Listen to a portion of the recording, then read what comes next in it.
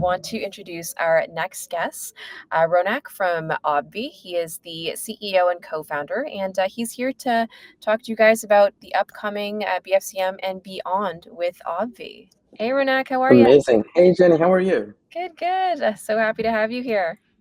Always a pleasure. Thank you for having me. Super excited. Is it cool if I share a presentation? Have people been doing that? Yeah, please do. Well, first of all, everybody who's watching, I'm sure we're all stressed to the max. I'm actually in my warehouse room because I try to hide here during BFCM months because of how stressful it gets. So I get it. But yeah, what I put together today was just like 5 or 6 things that we try to do to kind of like hack our way into finding new pockets of sales. Obviously, we're all hyper reliant on retention, so email, SMS. We're hyper reliant on making our customer experience real good, and I hope everyone's using Gorgeous for that. Especially for a lot of the inbound that comes in, we try to turn every customer service opportunity into either a sales opportunity or an upsell opportunity. And then, of course, everyone's hyper reliant on acquisition, which is obviously usually through the roof in terms of cost, but it's a great time because there's a shopping behavior. But then there's also all the things in between, which is what are all the little things we can do to potentially add more and more revenue, right? So I'll kind of go start to go through that. Feel free to ask questions, and then I'll jump in with that without further ado. Okay, so a little bit about me. Co-founder, CEO of OBVI. I also host a podcast called Chew on This. With OBVI, we've been pretty efficient. We're a 13-person team. We've now launched nationwide into 17,000 different retail doors. We've also turned our initial $10,000 investment into now OBVI has done a little over 105 million in revenue in these 5 years. On my downtime, I consult and advise some brands like Snow Teeth Whitening, Bureau, which is Tom Holland's beer brand, The Wellness Company, which is a really large wellness brand, and David Protein, which was been a pleasure working with as well. So like to work with brands and get to learn a lot through that. So without further ado, let's get into some of the things we're doing.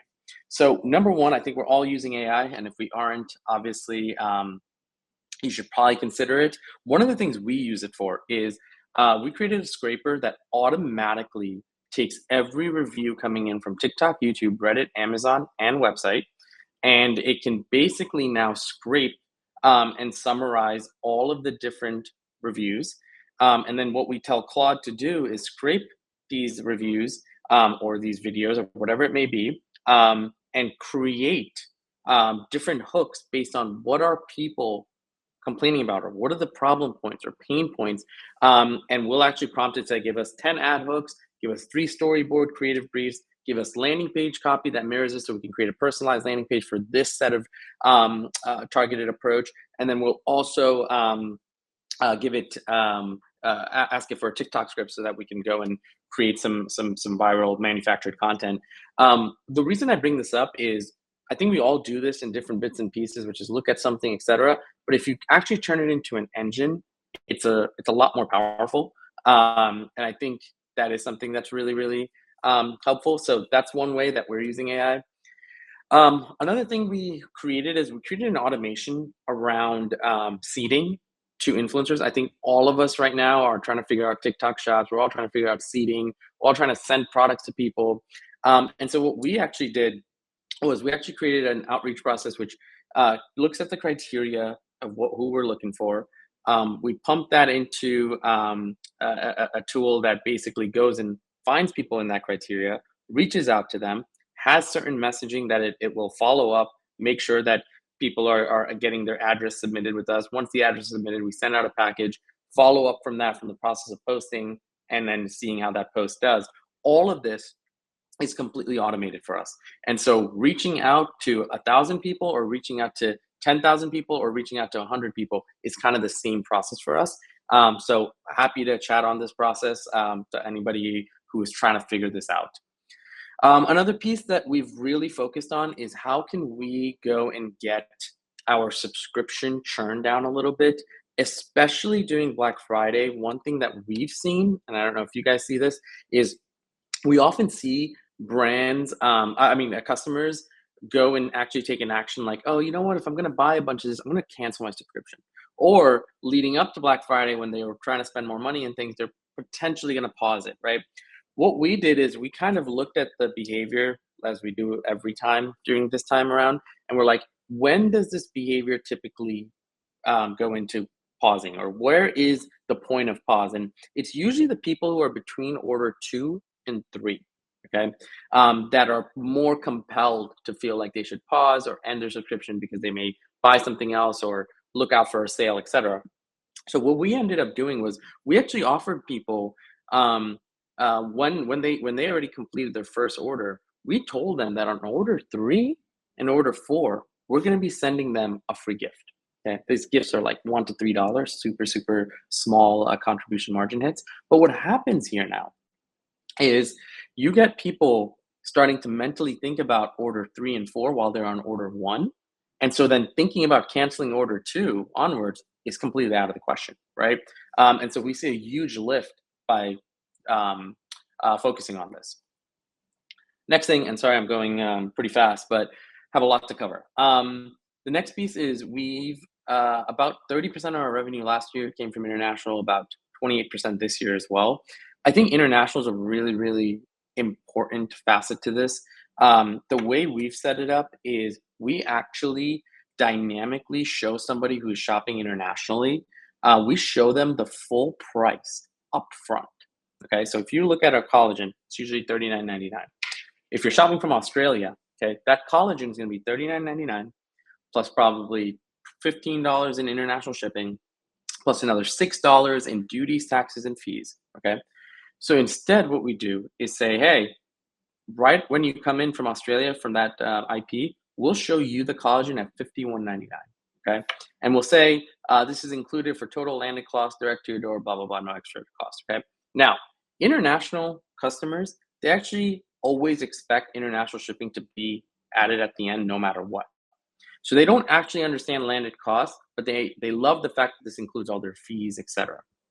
Now, what happens from here is when we get to the checkout, all right, what we do is today only, a little pop-up on the top, it says today only, Australia gets free shipping, okay? This increased our conversion rate by about 27% for the cohort of international people, because if you think about it, you're removing one of the biggest pain points when they get to checkout, which is international customers hate, and they know they have to pay for it, but they hate that $9.99, $14.99, $19.99 cost to come to the end. We just rolled it up in the front, right? So being able to set up like this, something like this dynamically really, really helps. A lot of cool tools out there, but you can also do it yourself. But the point is, it really, really, really works well. And I think getting to a point where you can create an experience like this is super, super important, right? I think from there, right, what we also focus on is international is big for us because our cost for traffic is a third the price of domestic. So I actually have to make my traffic work almost 70% less harder to get the same rate of conversion and the same rate of revenue as I do in domestically. And international AOV is typically higher. So just something to think about. Okay, the other piece that we do with our pop-up, we actually go and make people work for the free thing we're going to give them. So yeah, we'll give them 20% off, but we're going to make sure that you give us a few more inputs. One, we get into asking them about why are you here, first of all? What are you looking for? Number two, if you say you're looking to look youthful and radiant on our pop-up, great. What we're going to quickly tell you is how our collagen helps you do that. So we're almost educating people within our pop-up. Now they have to click continue because they still want that 20% off, right? We'll ask them one more question, such as, what is your favorite form factor for collagen, pills or powders? If they say powders, great. We have an incredible protein powder that will solve for this. And then at the end, we'll make them answer one more question, and we'll actually up the offer to 25% off. Right? If they finish this. This little quiz takes like 30 seconds, okay? But it's built into the pop-up, and it allows us to create such a better learning experience of our customers. Instead of saying, give me your email and SMS, and I'll give you 20% off, you get a welcome email, and it's the same thing they see everywhere else. Most people click out of it, and it's actually an experience you can teach them something here.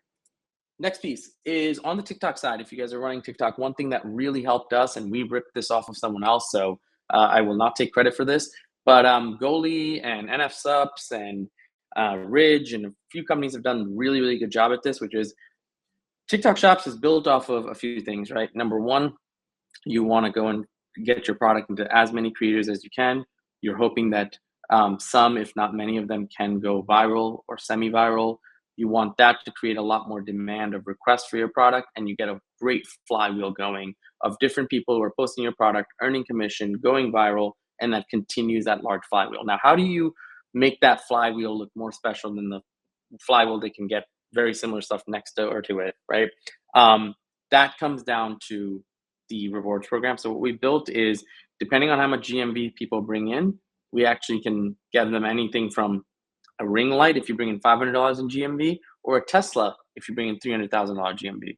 We've given away MacBooks, we've given away Rolexes, and we don't do this front facing because it affects the brand and it looks tacky. But on the back end, the people who are trying to earn commission, there's a reason they're trying to go after this, right? There's a reason they're pushing for this, and that is money and correlated to things and material items. So let's buy into that. Let's push for that and understand that and give that incentive, because you get people a lot more excited. Okay, next thing is, I would probably take a screenshot of this, or I can send it to you guys afterwards too. This is the most optimal checkout setup that we've tested. We've tested over 117 different tests on our checkout page to get it to the checkout conversion rate it's at. We've tried it all. There's still tests going on as we speak right now, so we'll continue to improve this. But we've gotten it to a point where, what type of payment option should you show on top, to what type of shipping bar should you show, and then how should you also get them to buy more on the checkout page, to how should you structure your standard shipping methods versus how should you show the different payment methods, like even an afterpay, versus how should you tailor a few really good trust points, versus what type of review platform should you bring in rather than just putting a 5-star model, and then how to actually make your checkout page look to convert the best. Just wanted to share this because I think a lot of us need to be able to work on a really good checkout experience, because it's what we're all trying to do here. Okay, the other piece here that we've really put a lot of time into is email and SMS is obviously our lead way to go and get customers back into our funnel. The problem is everyone's doing that, and everyone's getting hundreds of emails and everyone's getting hundreds of texts during this time. So how do you cut through the noise while you still do all of that, because you don't want to miss out on that? What else can you add here to continue to stay on top of mind to your customers? And I have a couple of things. I'll go into the first one here. One thing that we all do with our phone is we wake up and we turn off our alarm. We then make sure that we check our text messages or emails. We then go into start our day, and we maybe open our Teslas with our phone. We then get to work, and we open DoorDash and order Uber Eats and DoorDash for lunch. We then are on our phone all day checking things, social media, etc. And then you get home, and you get ready for the night, and you turn on your alarm, and if you look at it from the minute you wake up to the minute you end, you're on your phones. We all know this. And yet, the way we communicate with our customers requires extra steps than being in the front of their phone. Push notifications are really cool, because what you can do here is you can actually start to send push notifications to your customers.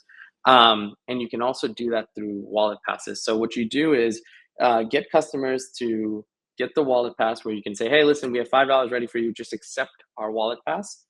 Put that wallet pass, it goes right into their Apple Wallet or Google Wallet. That then enables unlimited free push notifications forever, right? So think about this. I can now send as many messages as I want within reason from a push notification level, and send them offers to their wallet, because now I'm integrated into their experience of their wallet as well as their push notification system. This has been incredible for us. About added $2.42 per recipient and a 98% open rate, right? Because that's where push notifications are. I mean, while I'm on this call, I can look at my phone in the corner and I already have 20 other push notifications, right? So just finding new ways to integrate is super important. Lastly, we're talking about cutting through the noise. We drove about 3 million via DM automation, and I think that was last year's number. I think this year we'll probably do almost 5 million from this. Um, this is a channel which I say is often slept on, which is Messenger. And I talk about like customer service with this too, especially with like your gorgeous chatbot or whatever you may be doing from a chat machine. The reason it works so well, the reason why even Gorgeous has invested so much is in building out some sort of messenger or instant communication method is people like to talk to others, whether it's AI on the other side, a bot, or a human. They like to feel like they're talking, they're communicating, because that is taking away some of their hesitation involved in all of this. Okay. Now, I think what's important here to recognize is what can you do with Messenger that you can't do other places. We do such things like giveaways, challenges, give away recipes, ebooks. We tell them they can be part of a VIP list if they subscribe.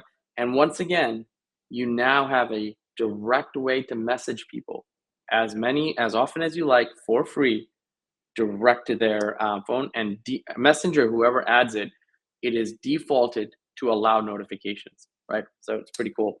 They're really cool purchase rates, the DMs. And yeah, I mean, I know I'm kind of on time. I always, say like, you can feel free to contact me.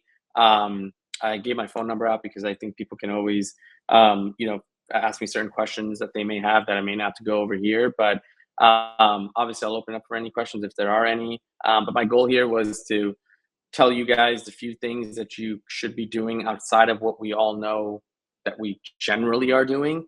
And hopefully that's helpful.